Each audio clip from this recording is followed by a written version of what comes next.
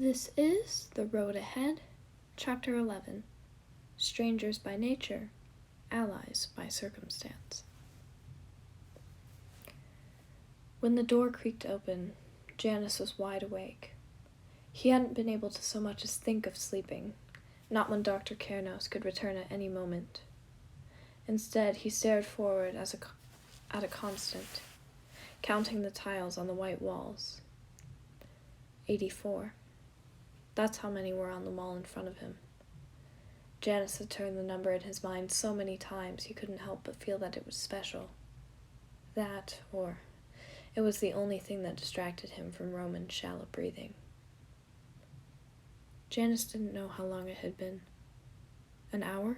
5? He only knew that when the door opened, he flinched. Expecting eyes like ice and a cruel smile, Janice was shocked to see the exact opposite. It was the boy. The small one that arguably had started this whole mess. His deep blue eyes followed Janice as he stepped into the room. His steps were uncertain, nervous even. Janice scowled at the small guard as he only approached closer. He moved to Roman's side, a hand ghosting over his shoulder. "Don't touch him," Janice hissed. If any indication, the dark guard uniform only meant bad things. He didn't need them in any more trouble than they had stumbled upon, and that included this squeamish stranger. The boy flinched back as if Janice's words had burned. His hands fell to his side, and his freckled face paled as he took a step back. Good, Janice thought. If any more harm were to be done, it wouldn't be to the one who hadn't started this whole mess. Janice narrowed his eyes. "Who are you?" The boy's gaze flicked back to him, and as he did so, his darkened curls fell in front of his face. Familiar in an odd way. He stumbled over his words until he finally managed to grasp onto a sentence. In mock confidence, he stood just a bit taller as he said, "No one important." Janice sighed. He flexed his wrists from where they had been tied down and leveled a glare at the stranger. "And yet we've met before." He remembered the fear in the kid's eyes as his gaze had fallen upon their group. Again, he said, "Who are you?" And as if to offer reassurance, "A name can't hurt anyone." The boy switched his weight back and forth, teetering on his words. "Leo," he said, and then quieter. "Leo Kernos." Janice then recognized his features. Dark curls, angled face. The only difference was that Leo's eyes were timid rather than piercing. That didn't stop Janice's expression from darkening. "Get out." His words pierced the air. Janice was no longer worried to fight back, especially when Leo flinched beneath his gaze. But his hand reached beside him, ghosting just over Roman's form. He didn't so much as stir. Janice would have shouted had he not been afraid of causing a scene that could be heard outside. "I know she sent you. Tell her to come herself if she wants to keep playing this game." "You don't get it. Get out." "My mom isn't a part of this. Will you listen for 1 second? Leo's voice broke through, enough to make Janice fall silent. He knew that voice, had heard it for countless years, screamed in his ear or barked orders as he could do nothing but listen. Seems it ran in the family. Leo seemed to notice the change too, and backed off while guilt reflected in the downturn of his lips. "I'm sorry." He fiddled with his fingers. "I shouldn't have raised my voice. It's just, you wouldn't listen." Janice didn't speak, still shocked from his eerie similarity to the top scientist.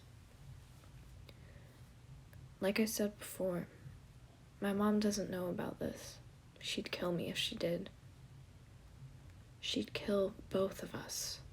Which leads me to wonder why you'd put us all in danger. Janice bit back. You're already in danger, Leo pointed out. He looked to Roman, and Janice followed his gaze. He needs help.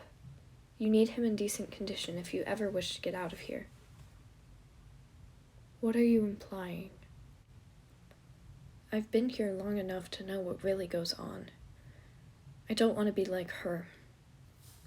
He spoke the last word as if it was sour on his tongue. Please, anything I can do to stop it, to stop my mother, I'll help you with. Leo fell silent, and the tension in the room grew 10 times heavier. It was a risk to trust someone who had lived beside Dr. Kernos, though as Janice again looked at Roman, he realized it was a greater risk to stay put. Beneath the black jumpsuit, his chest just barely rose and fell. This was a game, one of challenge and fate, and now choice. Roman wouldn't get better. Not like this. Maybe that was what spurred Janice forward. Maybe that was what caused him to look up into the eyes of the enemy and mutter a simple word. It would mean all the difference. All right. A gentle smile broke on Leo's face, something that reflected both understanding and gratitude. His hand went to the pocket of his jacket. He had long since changed from the black jumpsuit and retrieved a small glass jar.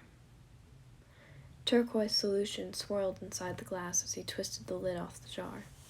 When opened, the room was filled with a distinct smell of peppermint. Leo reached into the jar and gathered some of the solution on his fingers. This should help the burns, he said, waiting for Janice to nod before moving towards Roman. He peeled back the collar of Roman's jumpsuit where a reddened mark had appeared. Like tendrils, the edges of the marking rippled across his skin and covered a coin-sized space. The salve was transparent when applied to the skin. In moments, the wound already appeared much better. Leo continued to work, addressing each area the electricity had touched. The last mark had spread across Roman's neck, just under his jawline.